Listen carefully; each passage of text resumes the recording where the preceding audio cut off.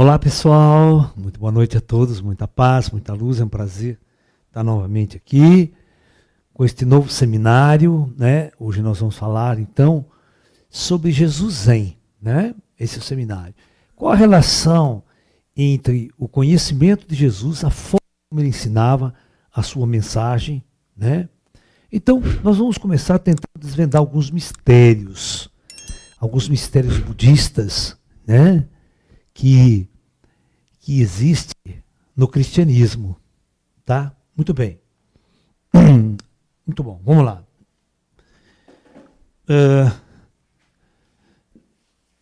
Vamos lá.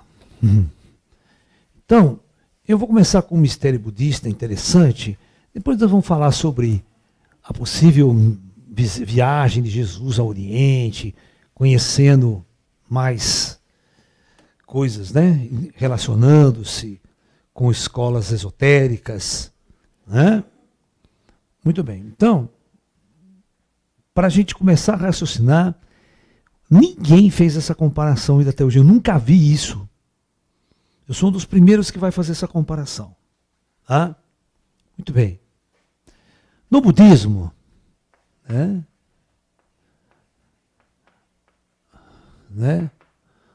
Uma das máximas pregações do budismo é o chamado caminho do meio.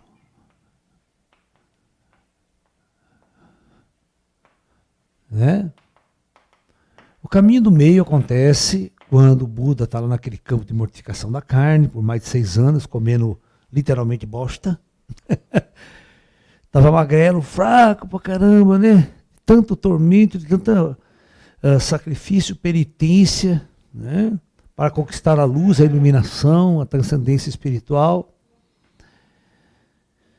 E a história conta que ele vai tomar banho num riacho, num rio que está ali perto, e ele está na parte rasa do rio, tomando, e ele escorrega e cai no rio, muito fraco, mas muito fraco mesmo, ele não consegue se levantar, e ele estava morrendo afogado. Em 10, 20 centímetros de água. O pessoal viu ele se debatendo, correu lá e tirou ele do rio. E ele, nessa recuperação que ele estava, ele viu um barco passando, e neste barco, no rio, uma pessoa estava afinando um instrumento de corda daquela época, né? E a corda arrebenta, pá, a cara da corda arrebentar. Olha, um monte de coincidências contribuiu para ele ter uma sacação.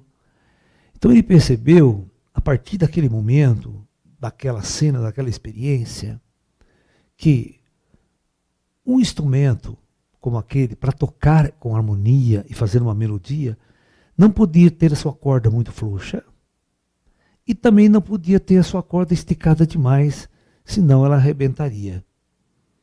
Então, ele olhou para ele mesmo e falou assim: eu estou no extremo, estou esticado demais, por isso eu não estou em harmonia, eu estou em profunda desarmonia. Eu acho, e a partir daquele movimento ele veio uma luz que o verdadeiro caminho espiritual era o caminho do equilíbrio. É o equilíbrio entre o material e o espiritual. Quando ele teve essa sacação, naquele exato momento, ele abandonou então aquele campo de mortificação da carne, aquele campo de penitência, aquela escola de penitências rígidas e duras no sentido de despertar. Então, ele percebeu exatamente este ponto de equilíbrio, né?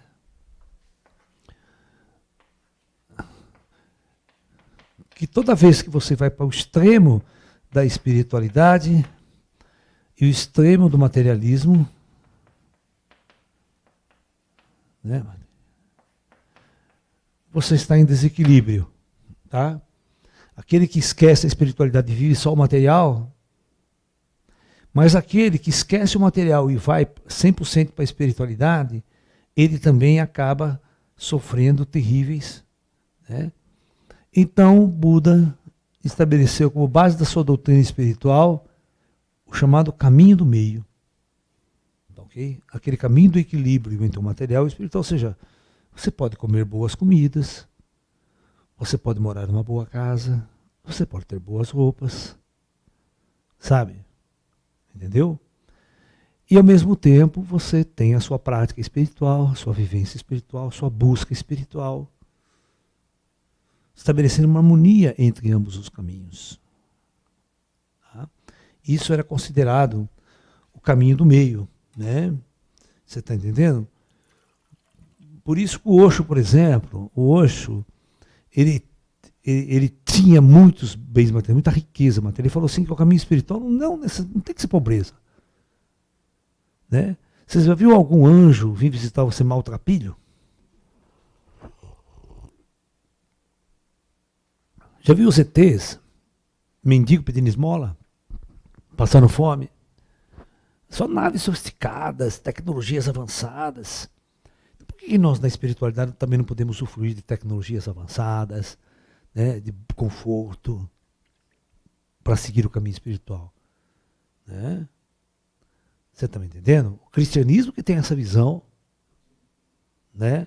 Pobreza, voto de sei do que, vai no miséria aquele voto, pé descalço, sabe, cara? Os franciscanos, né? Então, se você for hoje em dia, né, mesmo lá já na antiguidade, se você fosse visitar qualquer mosteiro budista, a construção dele sempre era assim, ó, presta atenção. Ó. A porta de entrada dele era assim, ó.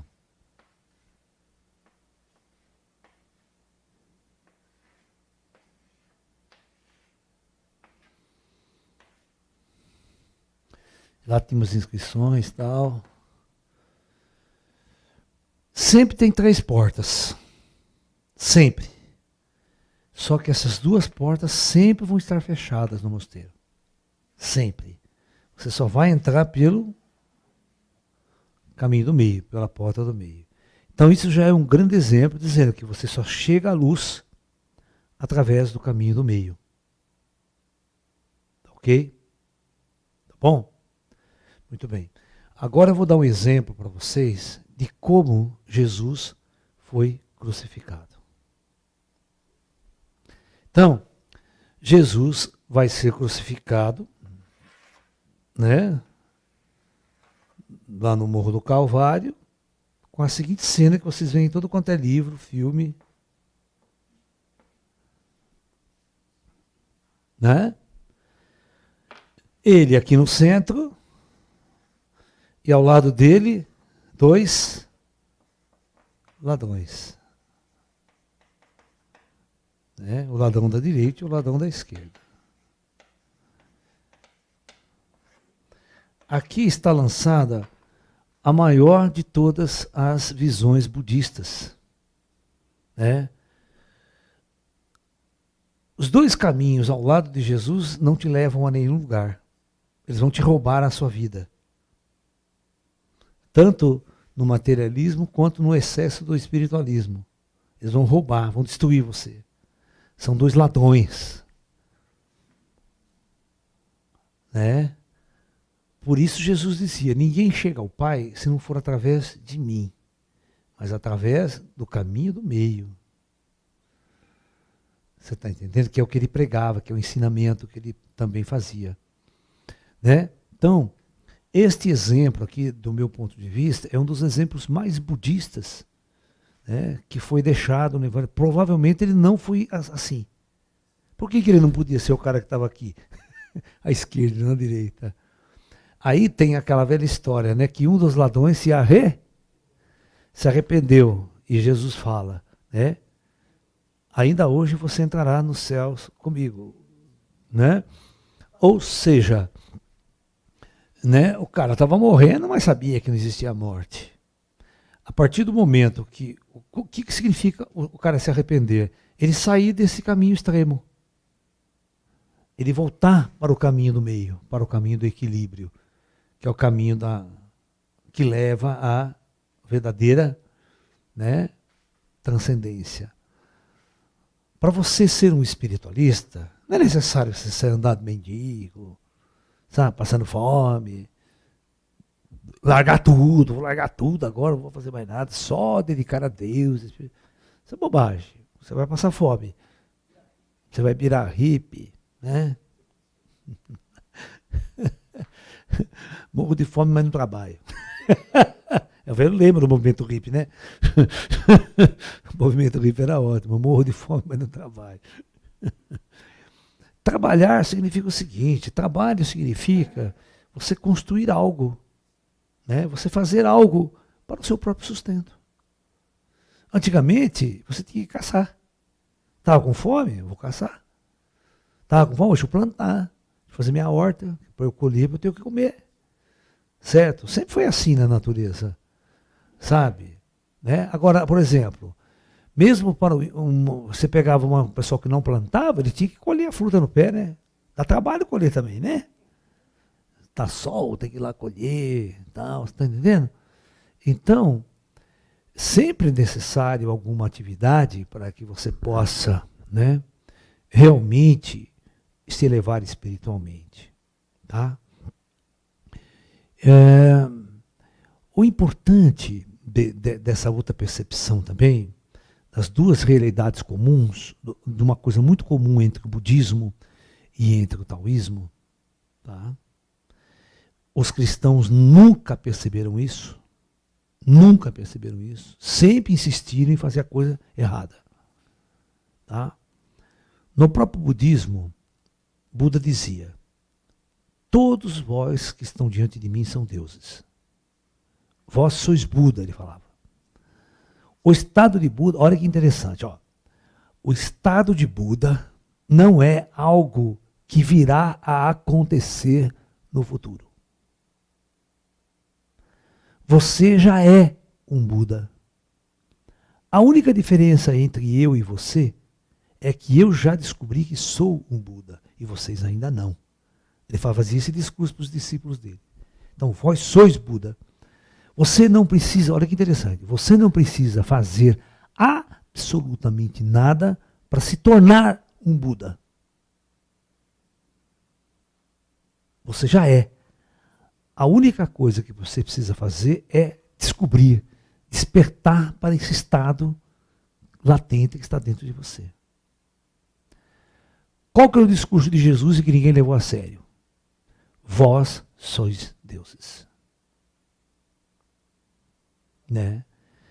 Você não precisa se comportar de um determinado jeito, você não precisa fazer isso, você precisa ser santo, precisa não, por exemplo, virar virgem, agora não, né? Celibatário, não transo mais com ninguém, para eu me tornar um Deus. O estado de Buda e o estado divino não é algo que virá a ser.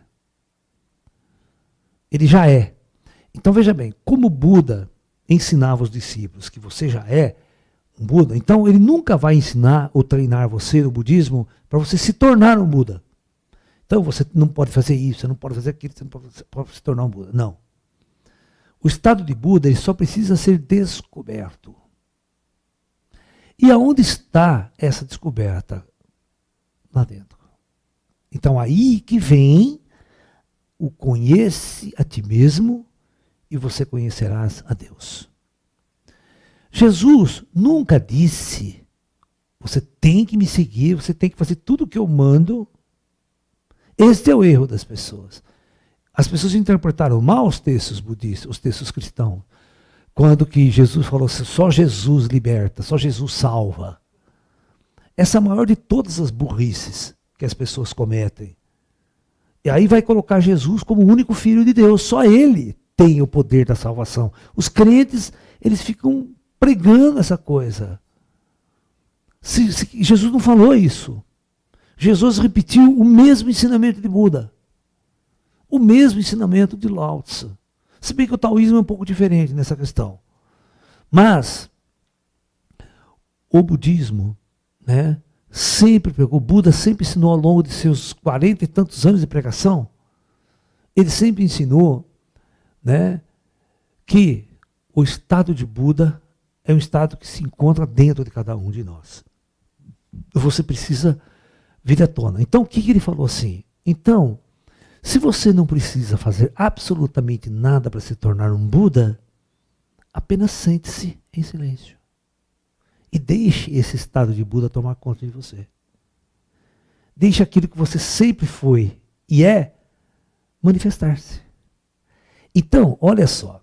Olha a grande diferença. O estado de Buda é uma manifestação daquilo que você já é, não é uma construção ao longo de uma vida. Não é uma construção que daqui 1000 anos eu vou me tornar um iluminado ou um Buda. Este é o grande erro. Este é o grande erro. A religião prega isso. Você tem que seguir os mandamentos, você tem que seguir para você lá na frente se tornar um santo. Aí entrar no reino dos céus. Não. O reino dos céus não é um lugar geográfico. O reino dos céus é quando acontece essa descoberta dentro de nós. É quando o divino que existe em mim se manifesta. É por isso que a teosofia, por exemplo, ela trabalha com o conceito do eu sou. Eu sou o quê? Eu sou esse divino. Eu sou esse ser. Eu preciso acreditar nisso. A primeira coisa é eu tenho que acreditar nisso. E deixar isso se manifestar. Então, não é um ato, não é uma ação. É um relaxamento e permitir que esse estado tome conta do meu ser. Permitir que aquilo que está oculto dentro de mim, sobre mim mesmo, venha à tona. Tá? Por isso que Jesus dizia, vós sois deuses. E vocês poderão fazer o que eu faço e muito mais. Que é a ideia dos milagres, sabe aquela coisa toda. Por que ele dizia isso? Ele dizia isso porque o que eu estou fazendo aqui é pouco que eu digo que vocês tiverem acesso à tecnologia, acesso a tudo que está lá em cima e que isso pode ser feito. Vocês estão entendendo a coisa? Ele tinha esse conhecimento.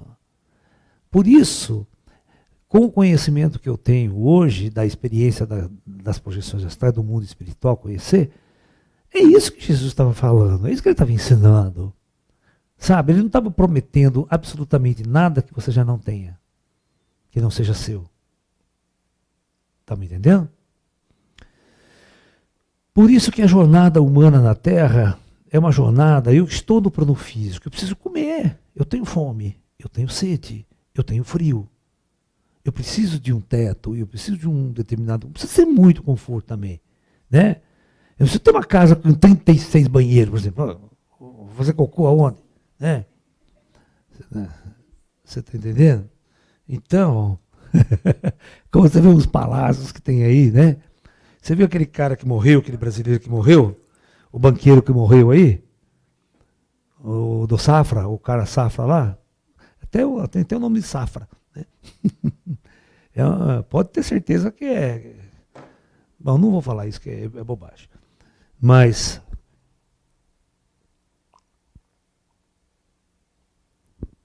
ele tinha uma mansão com não sei quantos quartos, era um negócio assim absurdo. 3 andares, negócio que ele deixou. E quase não usava. Porque ele morava mais para os Estados Unidos, mais para outro lugar, e a puta castelo, uma mansão do que você não tem noção. O homem mais rico do Brasil. Aí eu pergunto, banqueiro, né? Era banqueiro. Né? Essa questão que eu digo para você, o que você vai fazer com tudo isso? Né? A gente tem que ter o básico só, o essencial para existir. 5 andares, né? Entendeu? É uma coisa assim absurda. E não é só um prédio, não é comprida, é uma mansão longa.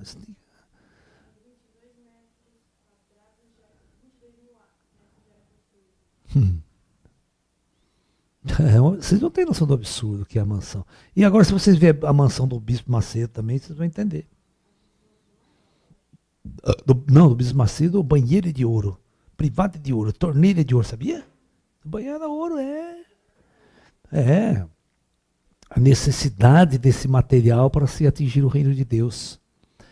Então veja bem, imagine você chegar numa igreja crente, presta bem atenção, e o pastor falar para você que você não precisa fazer absolutamente nada para se tornar um Deus e entrar no reino dos céus. Então, qual o papel da igreja? O papel do budismo sempre foi, liberte-se de todo guru e todo mestre. Você já está aí dentro de você. É só uma questão de voltar para dentro, de fazer essa descoberta. Sabe? Essa jornada é uma jornada para dentro do interior. Eu não tenho nada, o budismo não tem nada a construir para você se tornar um Buda.